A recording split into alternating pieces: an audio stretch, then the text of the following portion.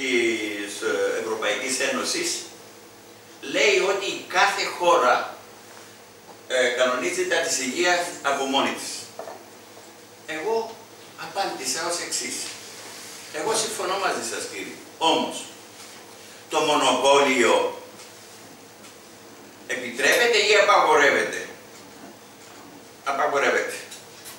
Επιτρέπεται να κάνουμε χορηγίες χωρίς να βγαίνουμε προσφορές? Δεν επιτρέπεται. Επιτρέπεται να εγκαταλείπονται οι ασθενείς? Δεν επιτρέπεται. Το λοιπόν, η επιστολή που έπιασα προχθές είναι, γι' αυτό θα πάω τώρα, είδα την Όπους Γκούμα, την Ορέιλη, τελευταία μου επίσκεψη.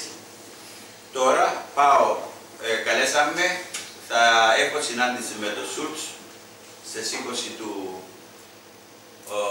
Φεβρουάριου η ώρα 2.30 με την Ορέιλη, με τον ΜΟΚ.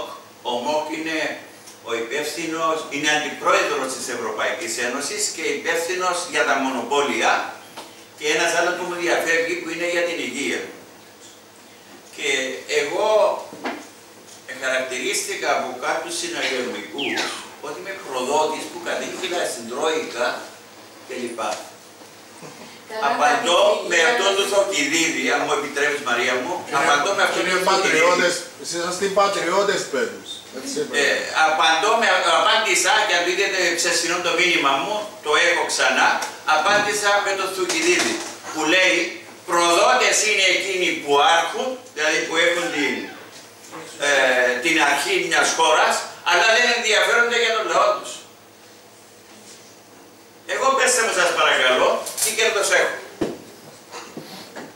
Πέστε μου τι κέρδος έχω εγώ να κάτσω, να κλείσω το γραφείο μου. Όσοι με ξέρετε, εγώ είμαι εκδότης στο επάγγελμα. Αν έκλεισα το γραφείο μου, είχαμε 8 μήνες τζαμέ. Κοιμούμαι όποιος έρχεται να μας δει το τσατήρι μου τζαμέ, κοιμούμαι τζαμέ. Χαλάσαμε την πιάτσα. Λοιπόν, αυτά είχα να πω και μπαίνουμε στη συζήτηση, γιατί θέλω να κάνουμε διάλογο. Όμως επειδή ήρθε ο φίλος μου ο Γιώργος ο Περδίκης, ο οποίος είναι πάντοτε υποστηρικτής μας.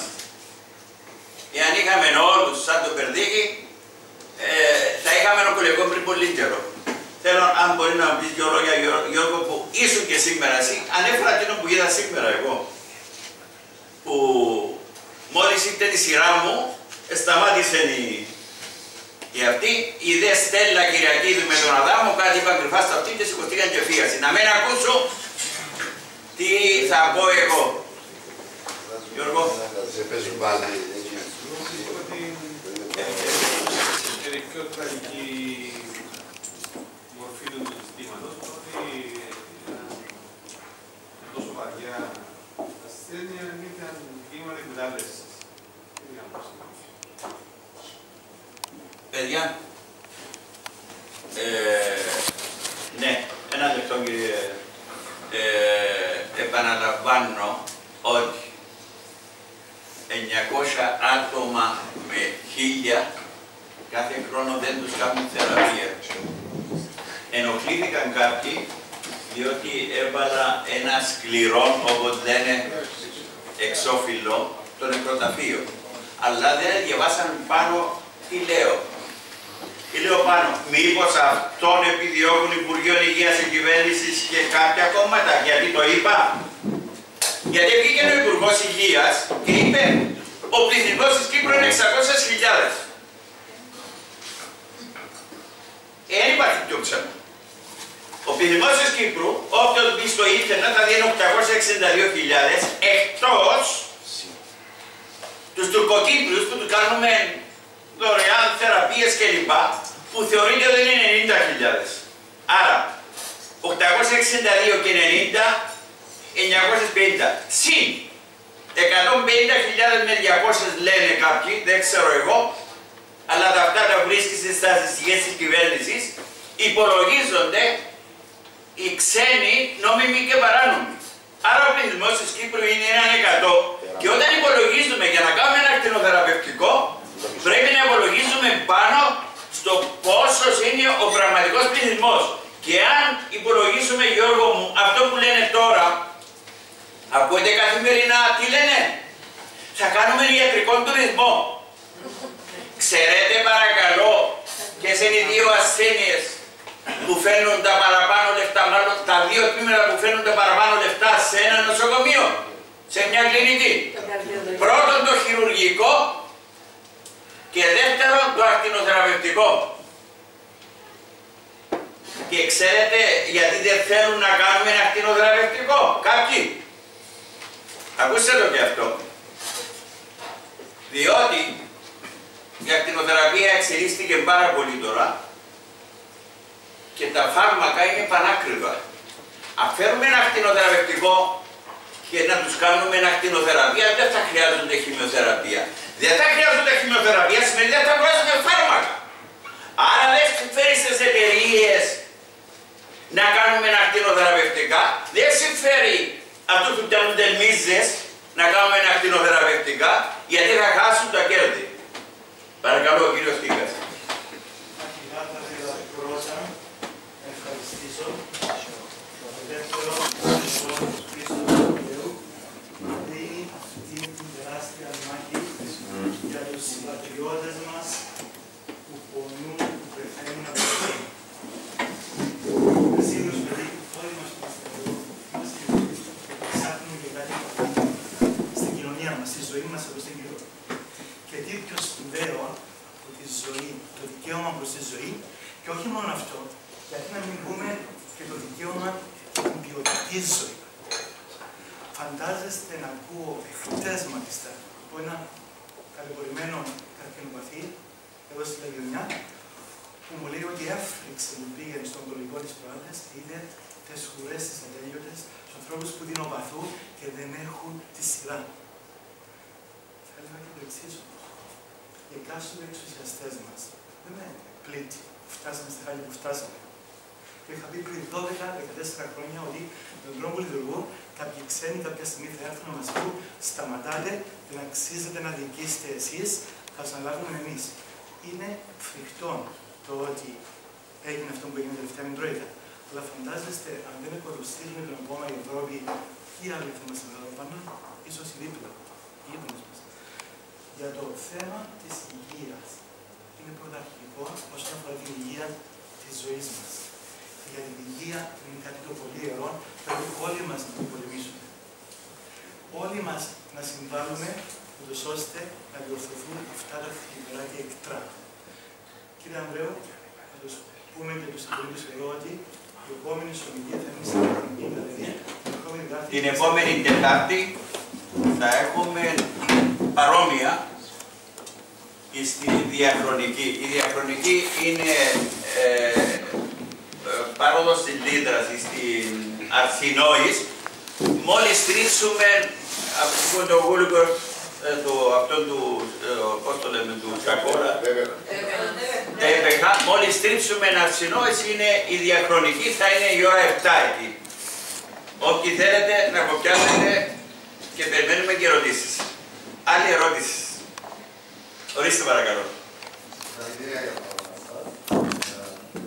Αναφερθήκατε πριν στις λίστες παραπομπών και αναφερθήκατε κάτι σε 400 ευρώ, το οποίο ήταν το ποσό γιατί ασχολήθηκαν με το συγκεκριμένο θέμα. Θα περιγράψω μια κατάσταση. Ναι. Πώς εξελίχθηκε από πριν μερικά χρόνια μέχρι σήμερα. Με ένα συγκεκριμένο νοσοκομείο στο Ισραήλ, και δεν έχω πρόβλημα να πω ποιο, το Χατάσα. Το Χατάσα. Υπάρχει ένας γιατρός, ο οποίος ονομάζεται David Lincoln, και όταν μπει κάποιος μέσα στην ιστιοσελίδα της IMER, η οποία είναι σήμερα το International Office του Χατάσα, πριν δεν ήταν το International Office, ήταν ο αντιπρόσωπος τους στην Κύπρο, και εγώ όταν αναγκάστηκα να πάρω τον παπά μου, μέσω του Υπουργείου ανακάλυψα ότι τα τιμολόγια που εχρεώνονταν στο Υπουργείο από την IMER ήταν διπλάσια και τριπλάσια, και δεν μιλούμε για 400 ευρώ, μιλούμε αντί 50-100. 100.000. Και μάλιστα όχι μόνο τούτο. Παρόλη την καλή ιατρική δουλειά που έγινε, διότι είναι καλό νοσοκομείο προς την ιατρική, εγώ ήμουν σε μια κατάσταση όπου εκλήθηκα την ώρα της εγκεφαλικής εγχείρησης μέσα για να αποφασίσω εκείνη την ώρα αν έπρεπε να γίνει και εκείνο το πράγμα ή αν έπρεπε να ξανάρθουμε. Που φυσικά εγώ δεν μπορούσα να αποφασίσω και έπρεπε να ακολουθήσω τις συμβουλές των γιατρών και φυσικά εκ των υστέρων κατάλαβα ότι εκείνο το πράγμα δεν μπορούσε να γίνει, αλλά πήραν μας 4 φορές. Από έναν ασθενή που πιθανόν να στοίχιζε ας πούμε 50.000, το κράτος επλήρωσε 200. Κάποιες από τις 1-2 φορές, όταν κατάλαβα τι γίνεται, προσπάθησα και πήγαμε κατευθείαν στο Χατάσια. Δηλαδή επικοινώνησα με το International Office, που ήταν η Χάνα εκεί, θυμούμαι και το όνομα, και πήγαμε κατευθείαν και πιάσα τα τιμολόγια και πήρα τα του Υπουργείου. Εντάξει, το Υπουργείο δυσκόλεψε με την αμφιβολημή ως προς τούτο. Και πήρα τους τα τιμολόγια, τα οποία ήταν πολύ μικρότερα από αυτά που τους χρεώναζε και πολύ απλά. Υπήρχε ένας κύριος από ο κύριος Γιάννης, ο οποίος βοηθούσε πάρα πολλούς ασθενείς Κυπραίους που πήγαιναν έτσι ώστε... Μεταφραστής. Ήταν και μεταφραστής. Ήταν και μεταφραστής, ήταν Κυπραίος ο οποίος επέθανε από καρκίνο πριν μερικά χρόνια. Τον επολεμούσαν και αυτόν τον κύριο οι συγκεκριμένοι γιατροί. Και αξίζει να πούμε ότι μετά διότι τότε, ξέρεις, όταν ανακατεύεσαι γνωρίζεις και ασθενείς αμυντή και τα λοιπά, ήρθαν κατά διαστήματα κάποιοι ασθενείς οι οποίοι θέλαν βοήθεια έτσι ώστε να πάνε από εκεί, διότι κάποιοι επικαιρώναν και που μόνοι τους. Και μες στα πλαίσια βοηθούσαμε τους, με τον κύριο Γιάννη και τα λοιπά. Σήμερα κανείς δεν μπορεί να πάει από μόνος του, διότι η ΆΙΜΕ έχει γίνει υποχρεωτικά θένοντας σκηνή, το International Office του Χατάσια και αναγκαστικά πρέπει να πληρώνει η κυβέρνηση μας. Ξέρουμε τι γίνεται, κάτι το οποίο στοιχίζει 50 και χωρίς υπερβολή 200. Εκτός την προμήθεια, δημοσιεύτηκε ότι η προμήθεια είναι της Άιμερ κάπου 500.000 το χρόνο και μιας άλλης εταιρείας που είναι για τον Τέλα Σομέρ. Η προμήθεια, πρόσεξε, εκτός των τιμολόγιων έχει και μια προμήθεια μέσα, 500.000 ήταν για το Χατάσα και κάπου 300-350.000 ήταν για τον Τέλα Σομέρ.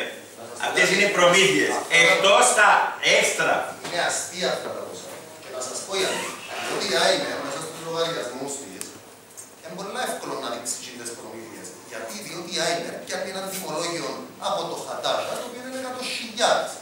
Και το τιμολόγιο δεν δείχνει προμήθεια η ΆΙΜΕ. Μπορεί να δείχνει κάτι μικρό, δείχνει το κόστος της θεραπείας, ότι αντί 50 είναι 100. Δεν φαίνεται σαν προμήθεια και το πράγμα. Υπάρχει κι άλλη ΆΙΜΕ που είναι εκτός Κύπρου.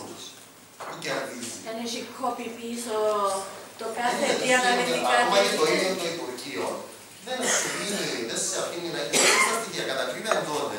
Είχαμε να αρχίσει την προσπάθεια βλέποντας την κατάσταση να κάνουμε έναν υποτύπων business για το πράγμα και προσφέραμε στο Υπουργείο να προσφέρουμε, εφόσον βοηθούσαμε τους άλλους κάποιους ασθενείς, τουλάχιστον αυτούς που μπορούμε να τους βοηθούμε δωρεάν. Και απορριφθήκαμε. Τώρα που μου είπες για προμήθειες, πριν 4-5 χρόνια πλησιάσαμε από την Πυρητό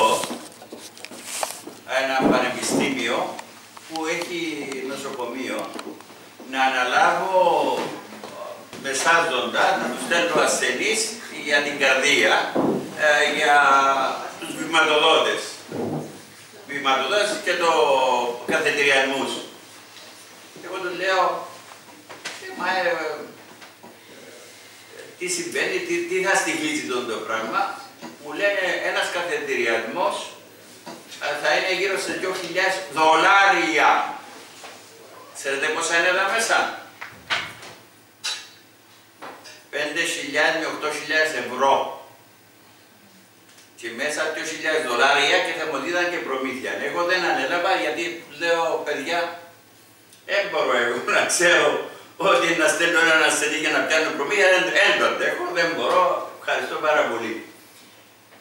Αλλά έμεινα έκπληκτος ότι χρεώνω 5 με 8.000 ευρώ μέσα και εκεί μέσα $2.000 πανεπιστήμιο, παρακαλώ. Το American University, το Hospital of American University. Φανταστείτε λέει τι συμβαίνει ρε παιδιά. Τι προμήθειες υπάρχουν. Τι εκατομμύρια παίζονται.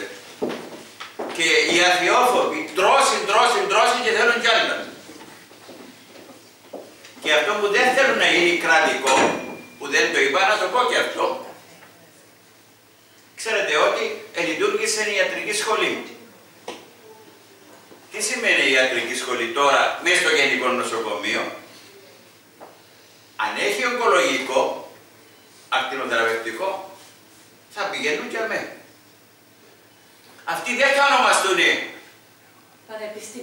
πανεπιστημιακοί η Τράπεζα Κύπρου, άρα θα τραβήσει απ' εδώ έναν το κρατούμενο.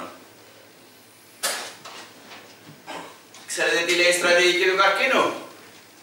Η στρατηγική του καρκίνου έκαναμε έναν αγώνα που το 2004 ξεκίνησε επί Αχελίδου να ετοιμαστεί η στρατηγική του καρκίνου. Μετά το 2007 εκάλεσε μας ο Χάρης ο Χαραλάμπους και με έβαλε και εμένα μέσα στην ομάδα καταρτισμού της στρατηγικής του καρκίνου. Ήμουν εγώ, ο Αδάμος ο Αδάμου, ο Ρωσίδης, όχι, μες στην Επιτροπή Κατάρτισης όχι.